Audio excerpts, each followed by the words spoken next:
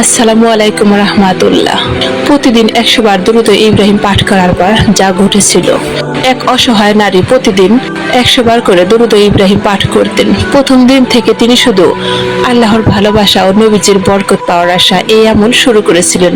কিন্তু কয়েকদিনের মধ্যেই তিনি জীবনের ভিতরে এমন এক পরিবর্তন অনুভব করতে লাগলো যা আপনি কল্পনা করতে পারবেন না।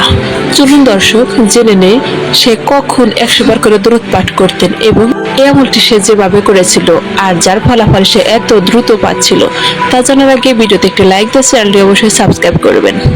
প্রথম পরিবর্তন, অন্তরের প্রশান্তি। তিনি লক্ষ্য করলেন মন থেকে এক ধরনের দুশ্চিন্তা, ভয় ধীরে ধীরে চলে যাচ্ছিল। আগে যেখানে ছোট বিষয়ে মন খারাপ হতো, এখন সেখানে অদ্ভুত এক শান্তি ও সান্ত্বনা অনুভব করতে লাগলো। এটি ছিল আল্লাহর রহমতের প্রথম দরজা। সে তখন বুঝতে পারল এটি হয়তো তার দরুদ শরীফ পাঠের বিনিময় হচ্ছে, কারণ তিনি জানতেন দরুদ শরীফের অনেক ফজিলত। যে ব্যক্তি একবার নবীর উপরে দরুদ পাঠ করে, আল্লাহ তাআলা তাকে 10টি নেকি দান করেন এবং তার 10টি গুনাহ মাফ করে দেন এবং তার জীবনে রহমত ও বরকত দান করেন। তাই সে নিয়মিত দরুদ পাঠের আমলটি করতে লাগলো। দ্বিতীয় পরিবর্তন, দ্রুত দোয়া কবুল হতে থাকা। একদিন তিনি কিছু ব্যক্তিগত দোয়া করলেন।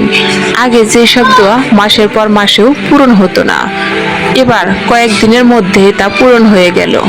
তিনি বুঝলেন নবীজির প্রতি ভালোবাসা, দোয়া, আর এই দোয়া কখনো বিফলে যায় না। রাসূল সাল্লাল্লাহু আলাইহি ওয়াসাল্লাম বলেছেন, যে ব্যক্তি আমার উপরে দরুদ পাঠ করে, আল্লাহ তাআলা তার জীবনে রহমত দান করেন এবং তার জীবনের দুঃখ কষ্ট দূর করে দেন, এমনকি তার দোয়া কবুলে সহজ করে দেন। তৃতীয় পরিবর্তন, রিজিক ও বরকতের বৃদ্ধি। বাড়ির অর্থনৈতিক টানাপোড়েন কমে গেল। যেখানে আগে ঘাটতি ছিল, অভাব অনটনে দিন কাটত, এখন সেখানে বরকত আসা শুরু করলো। ছোট ছোট কাজে অপ্রত্যাশিত উপার্জন হতে লাগলো, যা সে কখনো কল্পনাও করেনি। সে মেয়েটি ছোট একটি কোম্পানিতে খুবই অল্প বেতনের চাকরি করত। যেখানে আগে ঋণের বোঝায় দূর হতো না, তার সংসার ঠিক মতো চলতো না, কিন্তু এখন এই দরুদ পাঠের আমল করে তার জীবনে অপ্রত্যাশিত পরিবর্তন হতে লাগলো। তার রিজিকে বরকত আসলো, তার উপার্জনে বরকত হতে লাগলো, তার জীবনে সুখ ও শান্তি আসতে লাগলো, সংসারে অভাব অনটন দূর হয়ে গেল। রাসূল সাল্লাল্লাহু আলাইহি ওয়াসাল্লাম বলেছেন, আল্লাহ তার উপর 10টি রহমত বর্ষণ করেন। হাদিস সহিহ মুসলিম। চতুর্থ পরিবর্তন, মানসিক ও সামাজিক শান্তি। আগে মানুষের সঙ্গে মনোমালিন্য ছিল, কিন্তু দরুদ পাঠের পর সবার মন নরম হয়ে গেল, সম্পর্কগুলো মজবুত হলো, কারণ ফেরেশতারা সেই ব্যক্তির জন্য দোয়া করে যে নবীর উপর দরুদ পাঠ করে। বিশেষ পরিবর্তন, জীবনের বরকত ও আত্মিক উন্নতি। তিনি এখন নামাজে মনোযোগী, জীবনের প্রতি কৃতজ্ঞ এবং আল্লাহর প্রতি পূর্ণ বিশ্বাসী হয়ে উঠেছেন। দরুদে ইব্রাহিম তার জন্য অন্ধকারের আলো জ্বালিয়েছে। প্রিয় দর্শক, তাই প্রতিদিন 100 বার করে দরুদে ইব্রাহিম পাঠ করা শুরু করুন। শুধু মুখে না, এটি আমল বানান। এটি একটি অলৌকিক পরিবর্তন আনবে যা আপনি কখনো কল্পনা করতে পারেননি।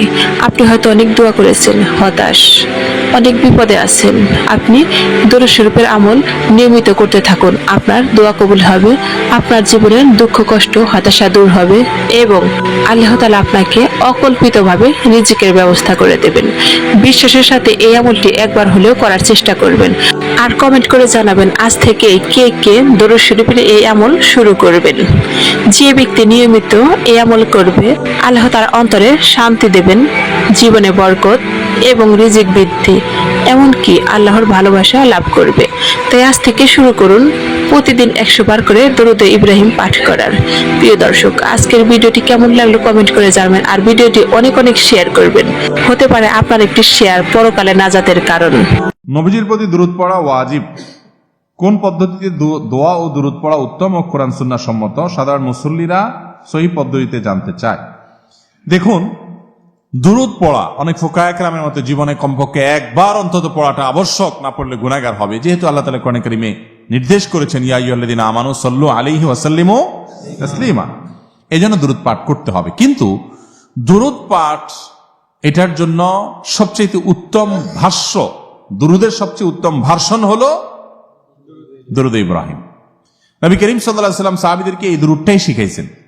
কেউ দুরূদ জানতে চাইলে তিনি এটাই তাকে শেখাতেন। একটু পড়তে বেশি সময় লাগে, বড় কিন্তু সওয়াব ওই রকম বেশি। আর সবচেয়ে সংক্ষিপ্ত দুরূদ হলো সাল্লাল্লাহু আলাইহি ওয়াসাল্লাম, এটা হলো সবচাইতে ছোট দুরূদ। এই দুইটা ছাড়া আর বাকি আপনি আপনার যে কোনো ভাষায় নবী করিম সাল্লাল্লাহু আলাইহি ওয়াসাল্লামের জন্য যদি দোয়া করেন, আল্লাহ আপনি আপনার রাসূলের প্রতি শান্তি বর্ষণ করেন, তার প্রতি আপনি অনুগ্রহ নাজিল করেন, তাহলে এটাও দুরূদ হিসাবে গণ্য হবে। তবে উত্তম হলো ওই যে নবী সাল্লাল্লাহু আলাইহি ওয়াসাল্লামের শেখানোটা, অর্থাৎ দুরূদ ইব্রাহিম। এর বাইরে আমাদের সমাজে অনেক রকম দুরূদ আছে।